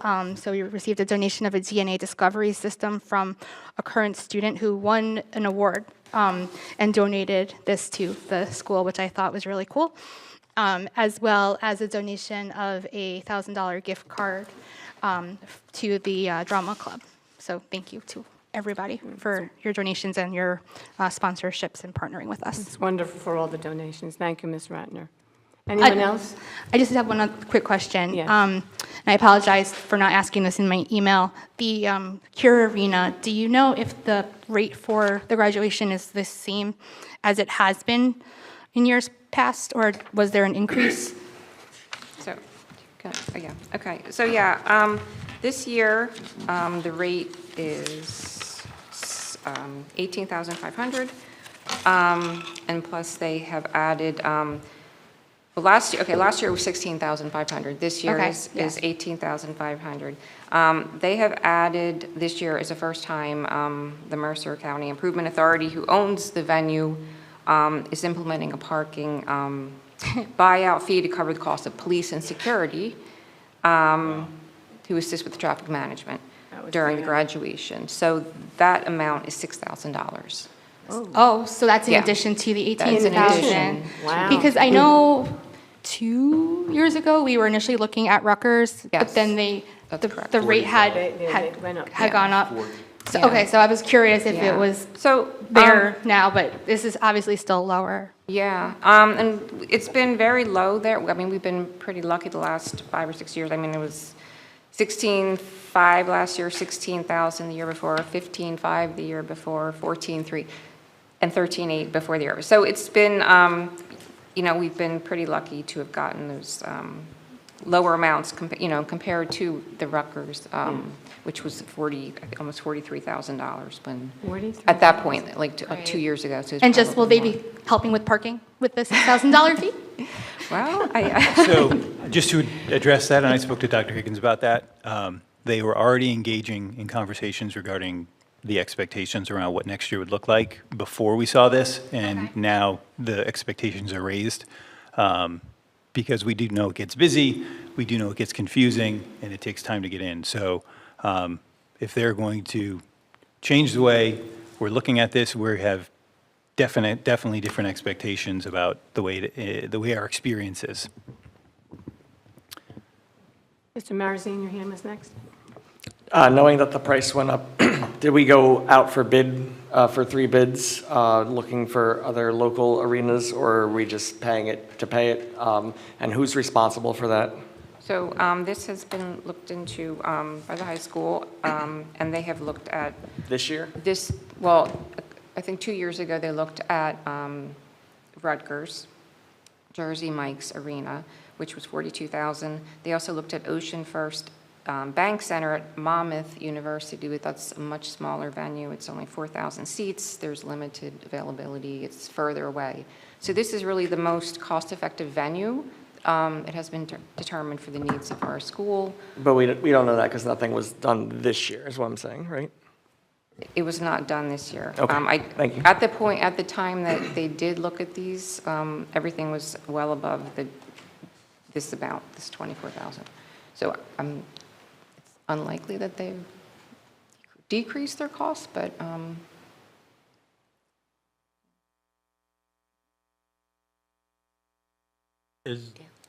sorry, Mr. Piero, I thought you were still answering. Is there a way we could maybe look into, even if we split the graduation and did it here? I mean, we're talking like $24,000 for 2 hours. Like, I mean, or maybe they could look at the sports complex on Prineville. They could open that place up. It could be huge. Maybe we could talk to them about maybe setting up some kind of graduation there. You know, just trying to think of places that the capacity. I know I play in Freehold, has a huge ballroom. I mean, I really think that, like, I'm sorry, but I think $24,000 is a lot of money for 2 hours, and honestly, I don't think the service there is good at all. They're not helpful. They tell you one thing, they do the opposite. I mean, I really think that, we should consider, even if we did, A to F at 2 o'clock and F to Z at 5 o'clock, like. So it's something I could certainly bring back to the high school. I think we've split graduations in COVID. We are a large school. We're averaging between 650 and 680 graduates. If we were to do it just across the street as is, we would have 1 parent per graduate. The capacity of our stadium doesn't fit even 2 parents per graduate. If you were to split it, you're at 3 people per graduate. What if you right? did it in the PAC Center? What does our PAC Center hold? So our senior class is so big that when they do rehearsal at the gym, the chairs push out into the hallway. Yeah. Right? Oh, I know. So even doing it in the gym, so the PAC's capacity, we wouldn't be able to have enough For 1 parent. for 1 parent. Half the students wouldn't have their parents be able. So our unique is we have 650 to 680 students graduating. So They talked about Monmouth. Monmouth has 4,000 seats. Jersey Mike's is even smaller than Trenton, but Jersey Mike's was $42,000, $43,000 2 years ago. And then Trenton is another environment. We have an 8,000 seat capacity. As we engage with them this year, the expectation is the parking is better. The facility itself is set up for us in terms of, the ceremony itself is dignified to the high school graduation of a 650 student piece. If we were to look at, even take over the park, right? Now we're going to spend thousands of dollars with a stage setup and chair rentals, and because again, we have 650 graduates times then whatever else we're going to do for that. So it is definitely a larger expense than we've had. It's something we have in the budget, and the high school definitely looks. They reached out to PNC. PNC never got back to them. And they reached out back and forth, back and forth. The Ocean First or the Monmouth, they had very limited availability, and they were more expensive 2 years ago as well. So Trenton seems to be the value. Again, if we were to be able to do it up at Jersey Mike's, we probably have a lot more people that are local be able to come in and see it as well. So, staff and things like that, it's much easier to get to. Can we just look into? We certainly can, and I think in terms of timing and the way we have things scheduled, we stay the course for this year, and we look ahead because we're scheduling far out now. We're already having discussions about when it's going to be for the next year. So that's my recommendation: is we have our slot and we have our position now, and we continue to look. I don't expect anyone to be any cheaper than they were 2 years ago. But it's something we can certainly dig into. And I see the same issue, Monroe Sports and Sportica and all those places, even iPlay. iPlay's big enough for our prom. Yeah. Get 1,000 people in there, but 1,000 people, and might as well do it in the pack where we don't have enough. Yeah, so. Maybe there's a venue we need a massive venue for our graduation. Or we're heavily restricting who can come. Dr. Lehman, I know when I was walking out, because I had to leave from my grandson's graduation, I heard the custodian saying, and it was about the parking issue, that they thought we were coming with buses. So that was another thing that they didn't know. They thought we were coming with buses. I heard that, and I think there's some confusion. Yes. The school after us was coming with buses. Oh, So I think right. the confusion is they thought We were we too, were the yes. bus school. Well, we haven't come with buses in years. Okay. But I think they thought that because there was a graduation right after us, Right. that school was coming with buses. So I think that might have been where some of their confusion was. That's what I heard walking out. Thank you. So Yes, Ms. just Ratner. to follow up on, sort of what Mr. Pirro said, I wouldn't want us to table this if it meant we were going to lose our slot for this year. Does this, I know we had approved the Jersey Mike's Arena, and then the rates changed, and then we went back to Cure. Are we locked in here if there was a better solution, or? I think we can book your, still get out of it. That's what I was- Right. Both, and we ended up going. Ask, so we could, if we found a better or more cost-effective that still worked for us.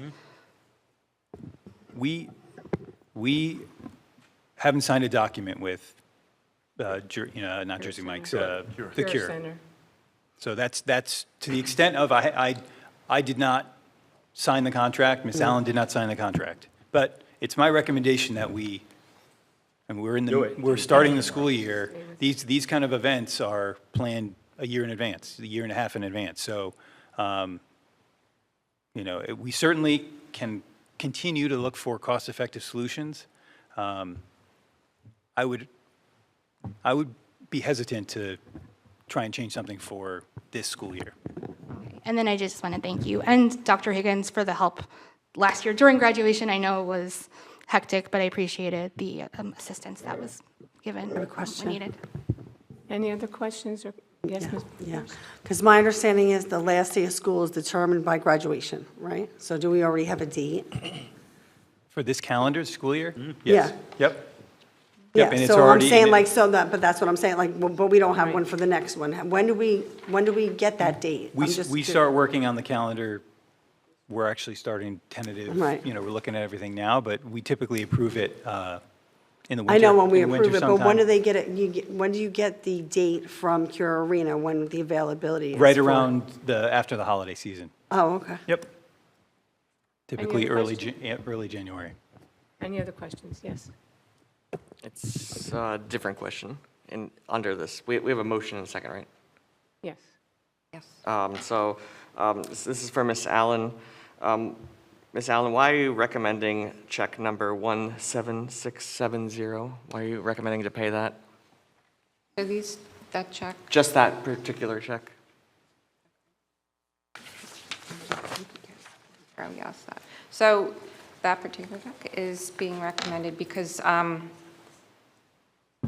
we will keep putting this check on until I'm told differently. Who's we? 176.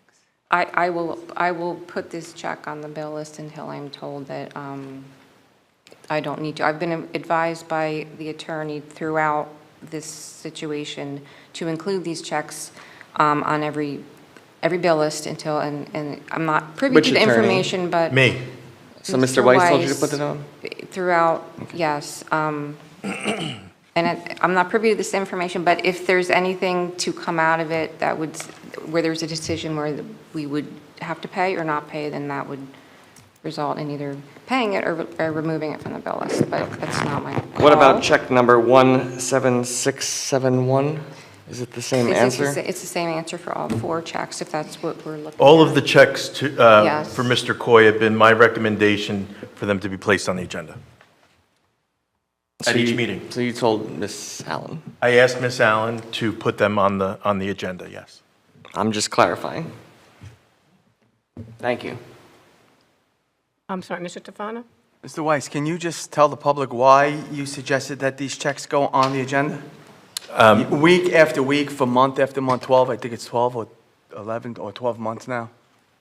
Mr. Tufano, unfortunately, that's attorney-client advice, but Okay. I think, my personal opinion, I think it's because these checks are supposed to be paid because it's in her contract. Now, I just want to point out to the public that checks 17,670 through checks 17,673 are for William Coy. Checks 17,549 to 17,892 are going to be paid. But Mrs. Chanley's checks will not be paid tonight. The vote hasn't even been taken yet, but I want the public to know that that's exactly what's going to occur tonight. So the board is voting for their legal fees to be paid, because that's part of being a board member. You get legal representation that the taxpayers pay for. Mrs. Chanley has in her contract that her legal fees, in case something like this should occur, should be paid. So I'd like to point out that that's exactly what's going to happen tonight. It's been happening for the last 12 months. Thank you. And Are there any more? Yes, Ms. Forrest. can I answer why I vote the way I do, or no? I can't, okay. on that issue, I mean, it's in litigation, and, I'm going to recommend that the board not discuss items that are currently pending in litigation in public. Anyone else, Mr. Marazine? I'm just so I'm clear, didn't you say we should trust, last meeting, we should trust Ms. Allen with her recommendations? Isn't that your own words? So we're not trusting Ms. Allen with her recommendations. The professionals. Ms. Allen, do you want to take the roll Yes. call on this, please? Ms. Alvarez? Okay, yes to all. For letter B, I am a no on the checks to Mr. Coy.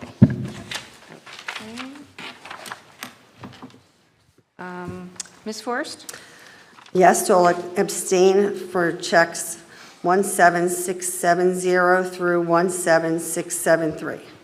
Okay. Mr. Marazine? Yes to all, recuse on Werble and Weinstein, is that how you say it? Methessel, sorry, Methessel and Weinstein, sorry. Werble. I had to, I left my computer in the car because I didn't want to.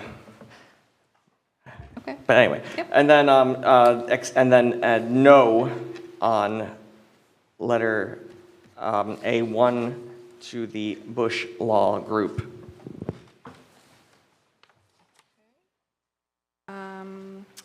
Dr. Peck? Yes. Mr. Pirro? I'm a no for 17670 to 17673. I have to recuse on check 17698, and then I'm a yes to everything else. Okay. Ms. Ratner? Yes to all. I will be recusing on the bill list for C 17549 for methyl and Rebel, C 17670 through 17673, and then on the addendum for C 17799. The checks for festival, which ones did you recuse on? C 17549. C17549, just that one, okay, got it. Ms. Sharma? Yes to all and no for 17670, 671, 672, and 673. Okay. Mr. Tufano? Yes to all. Mr. Zeichner? A no to check number 17670, 71, 72, and 73, the last two digits. And also, I need to recuse myself on the $445.50. That's where it states Charles Eichner versus Peter Tufano. Okay. Thank you. And Ms. DePayne? Yes, excuse me, yes to all. No on all Mr. Coy's bills. Okay. And recuse on check 17676. The motion passes except for the checks 17670 through 17673 for William Coy. Thank you, Ms. Allen. You're welcome. It is recommended that board action items N through O, under the 9-member vote, be approved by consent roll call. Is there a motion? Is there a second? Is there any discussion? Seeing none? Ms. Allen? Yes. Ms. Alvarez? Yes? Ms. Forst? Yes. Mr. Marazine? Yes. Mr. Pirro? Yes. Ms. Ratner? Yes. Ms. Sharma? Yes. Mr. Tufano? Yes. Mr. Zeichner? Yes. Ms. DePayne? Yes. Motion passes. That concludes my report. Thank you, Ms. Allen. You're welcome. Board President's report. Summer's almost over. I hate to say that, but it is. The mode right now is back to school, and I hope you all had a wonderful summer. Our summer programs under Mr. Moralda were a big success. It's so great to see what is offered to our students over the summer. Education in Monroe Township never ends. Now we're getting ready for another year of success stories, and the most important one is full-day kindergarten, which I'm so proud to say to people when they ask me, do you have full-day kindergarten? And I say yes. It feels so good to know that we were able to accomplish this without any money from the state. We actually lost $400,000, and under the guidance of Dr. Lehman and his staff, we are still able to add full-day kindergarten. Good luck to all of our students, but especially to all those little kindergarten children who will now have a full day of education. I want to reiterate that we as board members should continue to work together for the good of the district. Teamwork makes the dreams work. I hope we can put aside any differences we have and continue to work together to bring the best education to all of our students that we possibly can. Thank you very much. Any board members wishing to speak at the moment? Yes, Ms. Ratner. So I did just want to share, I know there are a few of us who are planning to go to the NJSBA workshop. I saw that the agenda came out today. I believe it was this afternoon. So if anybody was interested in seeing what sessions are being offered, you should be able to see that. And if you haven't gone, it's a really great opportunity. I enjoy going down every year. There's a lot to learn. You get to network with other board members and, get different ideas. So I would definitely suggest, if you are able to go, because I know for some people it's not possible, but do try to get there, even if it's just for the day. Definitely excited about full day kindergarten. obviously, my youngest is going to second grade, but I'm still excited anyway. And I just, aside from, our administrators here, I did want to thank the elementary school principals, because I know that, and the supervisors, because there was a lot of work put in by them as well to, make changes, make accommodations, make everything work. And so thank you to, our three lower elementary school all of our administrators, obviously, but specifically our three, principals at Mill Lake and Berkeley Brook and Oak Tree, as well as our subject supervisors for putting in that time. If you haven't filled out your parent notifications yet, make sure you do that in order to get into Genesis. I know high school schedules were already released because things went crazy at that time. I think middle school, correct me if I'm wrong, Dr. Lehman, because that's like the one level I don't have, was released today. And from what I believe I was told, elementary school will be released on Friday.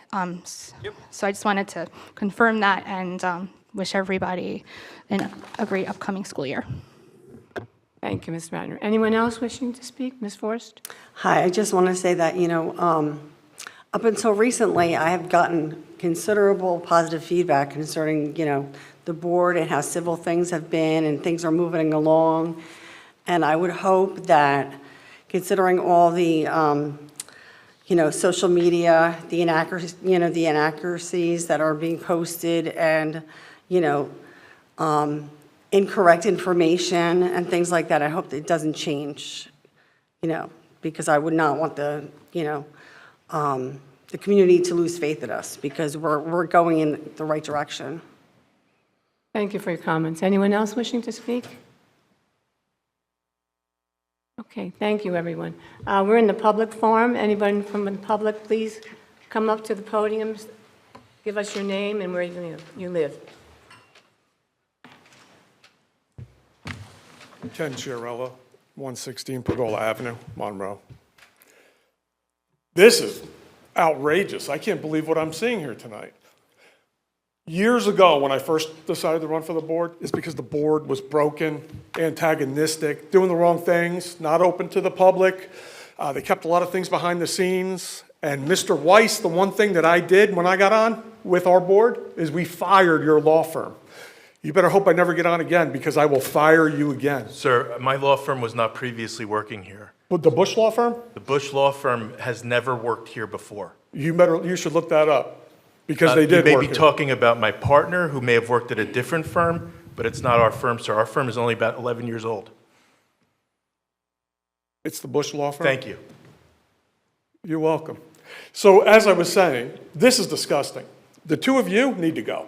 And I'm going to make sure that that happens this November. And then the rest of you, I'll probably run myself and make sure we clean out the rest of the board. You'll be fired. And then we're going to have openness again. Because I'll tell you one thing that I know about rats is that when you shine the light of day on them, they scurry.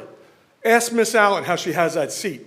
I have some very good legal backing. And Mr. Tufano, will file that. You give me that information, and I will file on them. I'm pretty good at filing on them. You could ask Miss Allen how she has that seat right now, and I could explain it to you if you want me to. But all I can say is you should be ashamed of yourselves. This is how a board acts. Things should not be hidden from the public.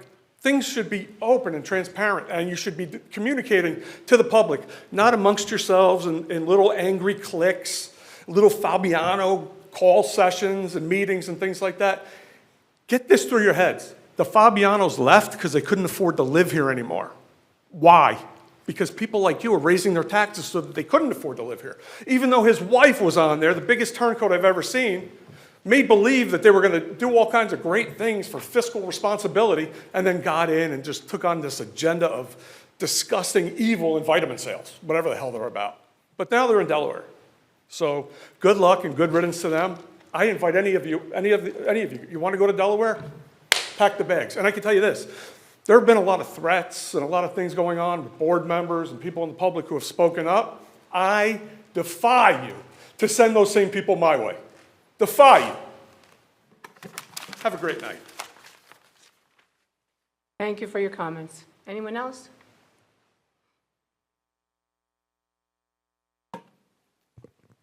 Good evening, Betty Sabrito, Monroe Township.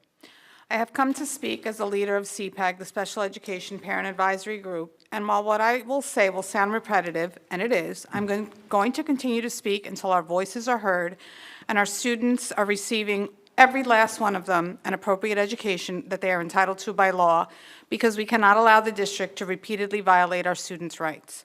CPAG is a state-mandated group required by New Jersey, whose purpose is to provide direct input on the policies, programs, and practices that impact services and support for children with disabilities and their families. Given that almost 1/5 of our student population currently has an IEP and falls under special education, and that most of our state and federal funding is special education related, this should be a priority for this district and this board. It's a little concerning that after speaking the last few minutes about serious issues, only 2 of our board members reached out to find out about the issues, Ms. Ratner and Mr. Tufano. And yes, Mr. Payne, you did speak to me at the end of the last meeting briefly. Classified students have moral and ethical rights, and newsflash, legal ones. The discrimination of students that are classified is against the law. The poor treatment of said students because of their disabilities is inappropriate and morally and ethically wrong. The violation of IEPs is non-compliant and illegal. As a district, we have also allowed special education to become a labor issue. CPAG has brought concerns to light that many good staff members are not being supported as they should be, and we burn them out, while compensating poor behavior of less than adequate staff who seem not to understand that these students have rights. So do their families. This needs to stop. We need to ensure that positions are given to those that have special education backgrounds and trainings, and that any and all programs related to school are appropriate for all of our learners. We do have some great staff in our district, some of the best actually, those that truly do a great job with our classified students. Just to name a few, teachers, Megan Myers, Jen Toff, Chris Musey, Sarah Grazier, Michelle Varellas, Janine Levitt, Mark DeBellis, Avia Ang. Our district behaviorists, for those of you that are unaware, Caritza Barry is considered one of the best behaviorists in the state, and we are lucky and privileged enough to have her, as well as Stacy Libros. Related service providers such as Zahara Plowner, Erin Hanlon, and Annette Hardaby. Child study team members such as Vanessa Kartsanis, Jenna Rose, who's now our transition coordinator. Special acknowledgement to Dr. Chanley, Dr. Lehman, Mr. Moralda, Ms. McLeod, and Dr. Chatta, who seem to be the only administrators who have worked closely with CPAG over the last few years to better our programs and ensure that all of our students are receiving an appropriate education. This should be the standard, not some of the educators and administrators we currently have. Educators who treat our students with dignity and respect. Therefore, Dr. Lehman and members of the board, we strongly urge that you continue to evaluate that all staff placements ensure that our classified students are receiving the education they are legally entitled to, and that they are treated with dignity, respect, and without discrimination. It is clear that some of our administrators and staff do not fully understand this, do not take it seriously, and do not know that these students have rights. This is deeply concerning. And CPAG is going to continue to take any and all necessary action to ensure that every one of our students is protected, and that until every last child with an IEP receives an appropriate education, we will continue to advocate. Not some students, not most, every last student. We need to see action, and we will not accept the continuation of practices that violate our student rights. That's all I have to say. I also want to congratulate Mr. Urel, who will now be our Director of Athletics, because he has a big task under him with Unified. We need a lot of work done on that Unified program. And I just have one question, if I could, for Dr. Lehman. Who does the Director of Athletics report to? Me. Thank you. Yep. Thank you for your comments. Anyone else wishing to speak before the meeting tonight? There's no one else to speak? Anyone make a motion to close the meeting? So motion. Second. Second? I'm not asking all in favor because everybody gets up already. I gotta pee. All in favor? Aye. Opposed? Abstain?